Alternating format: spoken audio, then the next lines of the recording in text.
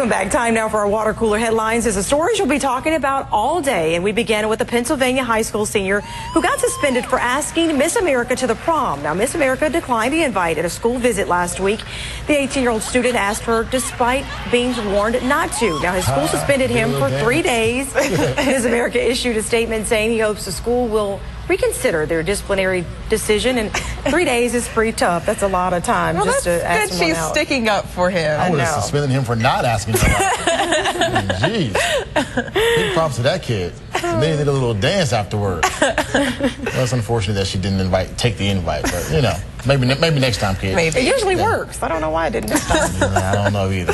In an ironic turn of events, Senator Richard Blumenthal of Connecticut, well, he had a close encounter with a commuter train. Now, this was during a news conference about commuter train safety. Now, Senator Blumenthal, he was standing on that platform right next to Milford and Mayor when the commuter train came speeding down the tracks, and it came very, very close, as you saw in that video, to knocking them over. It did knock over a visual aid. Now, once they returned to the podium, the mayor incorporated into the snafu, saying in his speech that, you know, trains move fast to get people where they need to go, but train safety is important and paramount as well. So, hey, you know, nobody was hurt, but nice little... At least you get to see how fast the trains go. There you go. Exactly. That's that train is moving fast. Oh, my goodness. I would not have wanted to be in that situation right there. Well, here's some newly released video of a real-life Winnie the Pooh. This bear got its head stuck while looking for food. Police in Canada say they responded to a call about a bear with its head stuck in a jar. Police were unsuccessful removing the jar and called the Ministry of Natural Resources for help. Those officials tranquilized the bear before removing that jar. Poor thing. He was just hungry. I hope the honey was worth it. The Piglet just left him hanging. He was nowhere to be found. All right, how's the weather, Brittany? Well, today we are getting off to a mild start to this morning, starting out in the upper 50s and the lower 60s. By this afternoon, we'll have sun and clouds with a high of 80 degrees. We will have a slight chance for a stray shower late this afternoon, but most of us will stay dry. Better rain chances do arrive on Tuesday with highs in the upper 70s, but thankfully we're not looking at any heavy rain, with most people getting between 1/10 and 1/4 of an inch. By Wednesday, though, we'll have nice and pleasant sunshine with a high of 82 degrees, and the 80s will stick around throughout the rest of the work week and also through the weekend. It's back to school this morning for many kids in the metro. Why Jackson schools are opening classroom doors today rather than having the Monday after Easter off. And a man killed in a motorcycle crash in Richland over the holiday weekend. What authorities say happened as local bikers and family members mourn his death. 16 WAPT News continues now. The one to watch. This is 16 WAPT News at 6. Good morning on this Monday, April 21st. I'm Marcus Hunter. And I'm Tiffany Bradley. A Hinds County deputy is recovering this morning. Just ahead, the new information we're learning about a drug deal that led to a deputy hit by a car and a suspected dealer shot. And happening right now, finishing touches on security measures ahead of today's first Boston Marathon since last year's deadly bombing. The measures being taken today to protect the thousands of runners and spectators. And new this morning, a Star Prize fighter who helped inspire many with his story of perseverance has died. The life and legacy of Reuben Hurricane Carter. But first, let's take a live look outside on our South Jackson Skycam, and the sun has come up. But will it be sunshine or rain to start off your work week? Meteorologist Brittany Bell joins us with weather first. We are in for a pleasant start for the most part for this Monday. Right now, getting off to a very mild start to the day with temperatures in the upper 50s and the lower 60s. It's 61 degrees in Brookhaven, 50 degrees in Forest, and 58 degrees here in Jackson. So as we head throughout the rest of the day, we'll have highs topping out in the upper 70s and the lower 80s with a mix of sun and clouds. There's a very small chance for a stray shower later today, but most of us will stay dry on this Monday. Now, rain chances do increase late tonight throughout the day on Tuesday. I'll have more on that coming up. All right, thank you, Brittany. Well, happening right now, two school districts are having to head back to class this morning rather than get the day off, and that's all thanks to the harsh winter weather that we had earlier. Andrew Kinsey, he joins us live from Murrah High School. Andrew, explain the situation for us. Yeah, Marcus, I feel like the bearer of bad news this morning for thousands of JPS and Clinton Public School District students. This morning, they are preparing to head back to the classrooms. It's an unusual move for the day after Easter, but it's one school district leaders say day is necessary.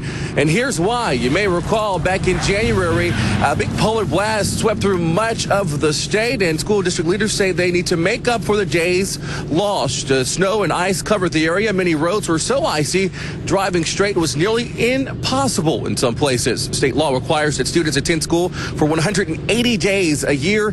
District leaders say this is a way to make sure they are simply following the law. This is the second makeup day for Jackson Public Schools. The schools will be operating on a regular school day. Live in Jackson, outside of Burr High School, Andrew Kinsey, 16 WAPT News. New overnight, the FBI says a teen hidden inside a plane's wheel on a flight from California to Hawaii survived. Officials say the 16-year-old endured frigid temperatures and a lack of oxygen at 38,000 feet last night. The FBI questioned the boy after he was found on the tarmac at the Maui airport. Authorities say the teen ran away from his family. He will not be charged and is now in the custody of Child Protective Services. A Hinds County deputy is recovering this morning after he was hit by a car during a drug deal. It happened in Jackson Saturday night on Evergreen Avenue, north of Battlefield Park. Investigators say 29-year-old James Williams tried to run over the deputy. That deputy shot Williams after he was hit by the car. Both are expected to be okay. Williams faces several charges, including aggravated assault on a law enforcement officer. Family and friends are mourning the death of a motorcyclist killed in a wreck with an 18-wheeler. It happened yesterday on Highway 49 in Richland. Dreyfus Kangas was turning and apparently did not see the 18-wheeler when he crashed into the back of the truck. Family and fellow riders were shocked to hear of the deadly wreck. Words can't describe it. I mean, I'm shell shocked right now, man. It's just a great loss to the biker family as well as the community. But we will get through this. We will stay together. We will unite. We will be stronger. In a sense of irony, Kagans was on his way to visit two bikers who had just been in an accident Saturday on I-220 in Jackson. Happening right now, security is making final preparations for today's Boston Marathon after last year's bombings. They're making sure that tens of thousands of runners and spectators are safe. ABC's Tamon Bradley reports from Boston. It's a special day here in Boston, the first running of the annual marathon since last year's deadly terror attack. More than 36,000 people, some of them survivors of last year's bombings, set off this morning for the 26.2-mile race. It's a beautiful day for Boston. Yesterday, the annual blessing of the runners and a pasta dinner. Heather Abbott, who lost part of her leg in the attack, will run the last half mile with the woman who found her on the ground and helped save her life. I can only imagine that it's going to feel very invigorating and sort of like a sense of closure. Along the marathon route, anywhere from 500,000 to 1 million spectators are expected. Security is unprecedented. Underground in a high-tech control room, officials are monitoring feeds from 100 cameras. Anything of trouble and any person that's, presenting a concern to us may be monitored very quickly. In addition, some 4,000 police officers are out on patrol, 500 of them undercover. It's important to note, I think, that this race goes through 8 towns, including Boston.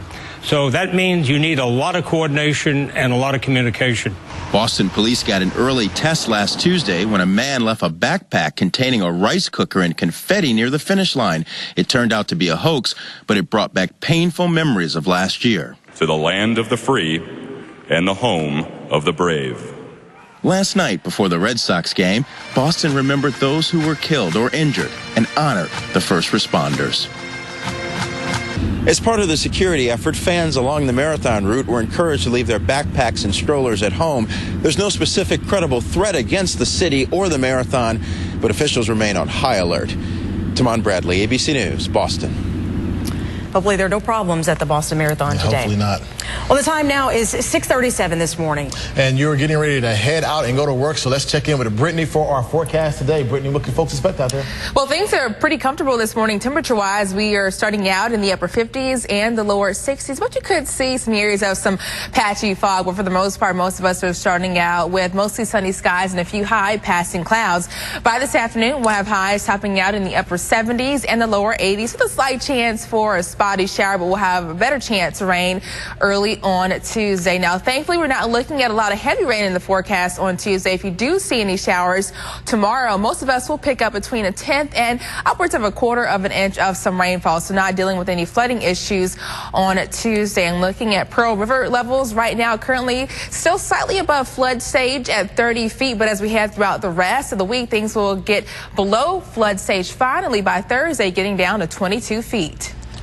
All right, thank you, Brittany. Well, new this morning, a star prize fighter known as the Hurricane, Rubin Carter, has died at the age of 76. The boxer's biggest battle was his effort to clear his name. ABC's David Muir has the story.